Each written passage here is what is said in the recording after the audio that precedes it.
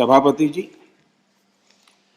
इस सदन में आदरणीय सदस्यों ने रोजगार के संबंध में भी कुछ महत्वपूर्ण बातें उठाई हैं, कुछ लोगों ने सुझाव भी दिए हैं। कितनी जॉब क्रिएट्स हुई है,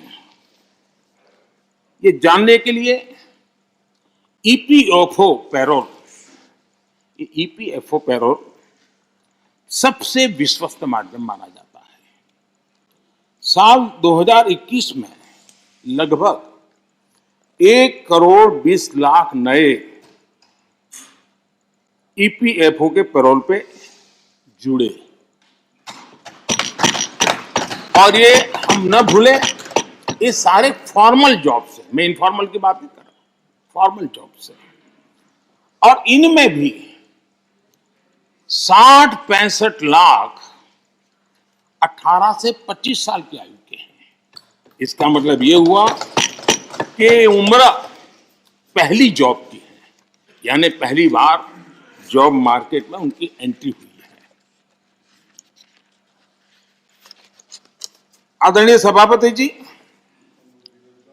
रिपोर्ट बताती है कि कोरोना के पहले की तुलना में कोविड रिस्ट्रिक्शन खुलने के बाद हायरिंग दोगुनी बढ़ गई है। नेस्कॉम की रिपोर्ट में भी यही ट्रेंड की चर्चा है। इसके अनुसार 2017 के बाद डायरेक्ट इनडायरेक्ट करीब, नेस्कॉम का कहना है, 27 लाख जॉब्स आईटी सेक्टर में, और ये सिर्फ स्किल की दृष्टि नहीं, उससे ऊपर के लेवल के लोग होते हैं जिनको रोजगार प्राप्त हुआ है। मैन्युफैक्चरिंग बढ़ने से वजह से भारत के ग्लोबल एक्सपोर्ट में वृद्धि हुई है, और उसका लाभ रोजगार के क्षेत्र में सीधा सीधा होता है। आदरणीय सभापति जी, साल 2021 में, यानी सिर्फ एक साल में, भारत में जितने यूनिकॉर्न्स बने हैं वो पहले के वर्षों में बने कुल यूनिकॉर्न से भी ज्यादा है। और ये सब रोजगार की गिनती में अगर नहीं आता है तो फिर तो रोजगार से ज्यादा राजनीति की चर्चा ही मानी जाती है। आदरणीय सभापति जी, कई माननीय सदस्यों ने महंगाई की भी चर्चा की है। 100 साल में आई इस भयंकर वैश्विक कोरोना की महामारी पूरी दुनिया को प्रभावित किया है। अगर महंगाई की बात करें तो अमेरिका में 40 साल में सबसे अधिक महंगाई का ये दौर अमेरिका झेल रहा है। ब्रिटेन 30 साल में सबसे अधिक महंगाई के मार से आज परेशान है। दुनिया के 19 देशों में जहां यूरो करेंसी है, वहां महंगाई का दर हिस्टोरिकली हाईएस्ट है, उच्चतम है। ऐसे माहौल में भी महामारी के दबाव के बावजूद हमने महंगाई को एक लेवल पर रोकने का बहुत प्रयास किया, ईमानदारी से कोशिश की। 2014 से लेकर 2020 तक ये दर 4 से 5% के आसपास थी। इसकी तुलना जरा यूपीए के दौर से करें तो पता चलेगा कि महंगाई होती क्या है। यूपीए के समय महंगाई डबल डिजिट छू रही थी। यूपीए के समय डबल डिजिट छू रही थी। फिर आज हम एकमात्र बड़ी इकोनॉमी है जो हाई ग्रोथ और मीडियम इन्फ्लेशन अनुभव कर रहे हैं।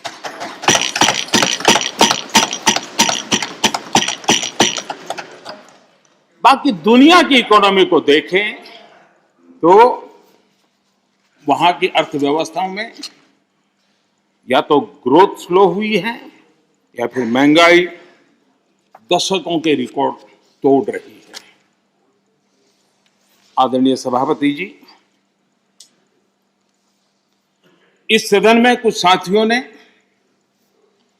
भारत की निराशाजनक तस्वीर पेश की और पेश करने में आनंद आ रहा था, ऐसा भी लग रहा था।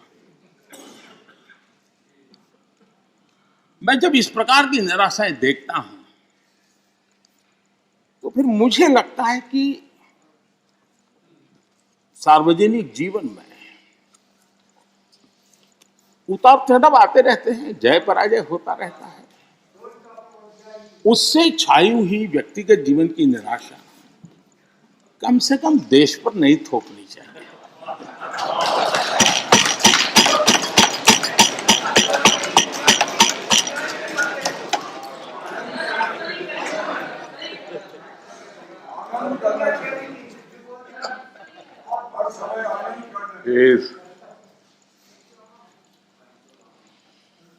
मैं जानता नहीं, लेकिन हमारे यहाँ गुजरात में एक बात है, शरद राव जानते होंगे, वो जहाँ महाराष्ट्र में भी होगा।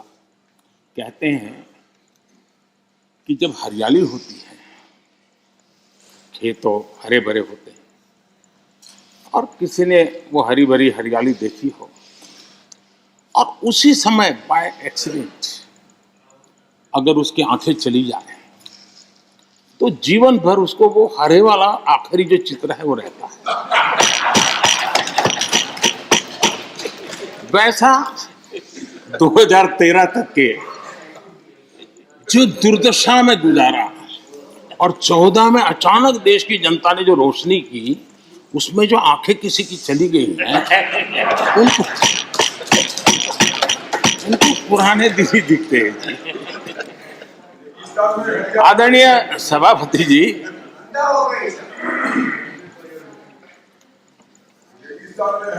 हमारे यहाँ शास्त्रों में कहा गया है, महाजनों येन गतः स पंथा, अर्थात महाजन लोग, बड़े लोग जिस पथ पर जाते हैं वही मार्ग अनुकरणीय होता है। मैं आदरणीय सभापति जी इस सदन में एक बात करना चाहता हूं। यहां कोई भी हो, किसी दिशा में बैठा हो, उधर हो, यहां हो, कोई भी हो, लेकिन जनप्रतिनिधि अपने आप में छोटा हो बड़ा हो क्षेत्र का लीडर होता है, नेतृत्व करता है। जो भी उसका कमांड एरिया होगा वहां के लोग उसको देखते हैं, उसकी बातों को फॉलो करते हैं। और ऐसा सोचना ठीक नहीं है कि हम सत्ता में है तो लीडर, और वहां बैठ गए तो अरे क्या हो गया, ऐसा नहीं होता। कहीं पर भी आप है, अगर जनप्रतिनिधि हैं, आप सच्चे अर्थ में लीडर है। और लीडर अगर इस प्रकार से सोचेगा, ऐसी निराशा से भरा हुआ लीडर होगा, तो क्या होगा भाई? क्या यहां बैठे तभी देश की चिंता करनी और वहां बैठे तो देश के अपने क्षेत्र के लोगों की नहीं करनी? ऐसा होता है क्या? किसी से नहीं सीखते तो शरद राव से सीखो। मैंने देखा है शरद राव इस उम्र में भी अनेक बीमारियों के बीच भी क्षेत्र के लोगों को प्रेरणा देते रहते हैं। हमें निराश होने की जरूरत नहीं भाई। और क्योंकि आप अगर निराश होते हैं तो आपका जो क्षेत्र भले अब धीरे कम हो गया होगा, लेकिन जो भी होगा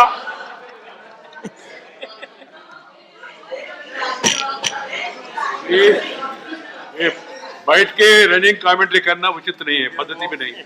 हम सबका दायित्व है। सुनिए क्या है, बाद में जब आपको मौका मिला आपने बोला।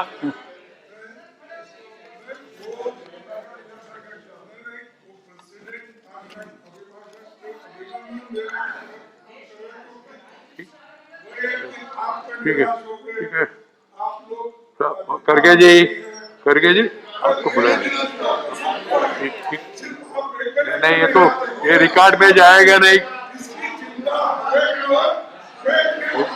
ये रिकॉर्ड में नहीं जा रहे अननेसेसरी।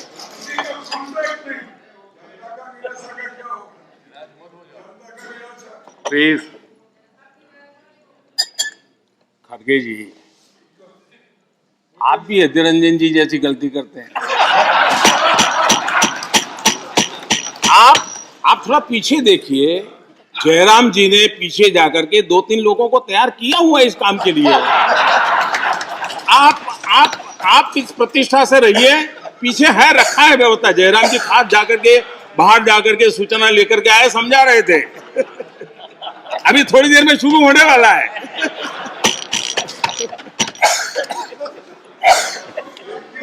आप सम्मानीय नेता है।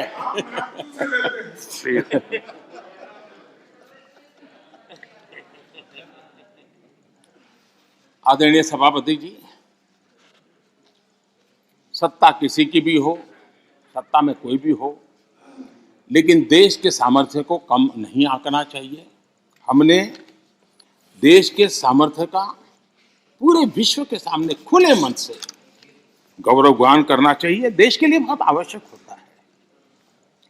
आदरणीय सभापति जी, सदन में हमारे एक साथी ने कहा, vaccination is not a big deal.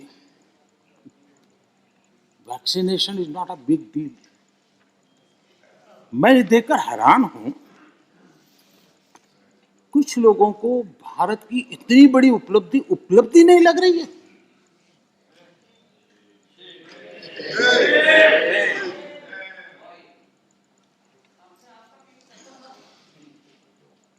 एक साथी ने यह भी कहा कि टीकाकरण पर व्यर्थ खर्च हो रहा है। ये देश सुनेगा तो क्या लगेगा ऐसे लोगों को।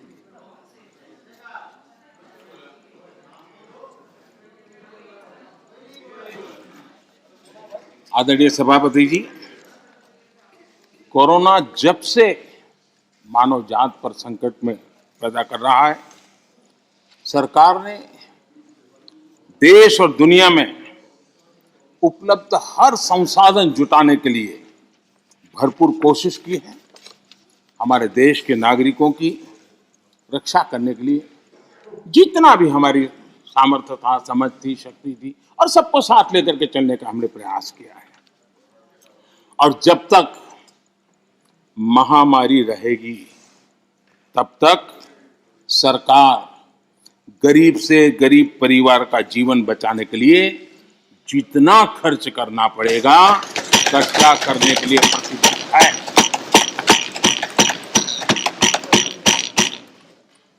लेकिन कुछ दल के बड़े नेता बीते 2 सालों में उन्होंने जो अपरिपक्वता दिखाई है, उससे देश को भी बहुत निराशा हुई है।